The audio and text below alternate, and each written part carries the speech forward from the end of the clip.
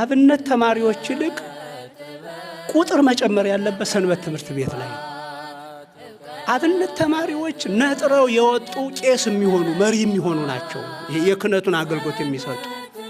ሰንበት ትምህርት ቤት ግን ቄስ ለመሆን ሳይሆን ክርስቲያን ለመሆን አማይ ለመሆን የምንማርበት ክፍል ነው።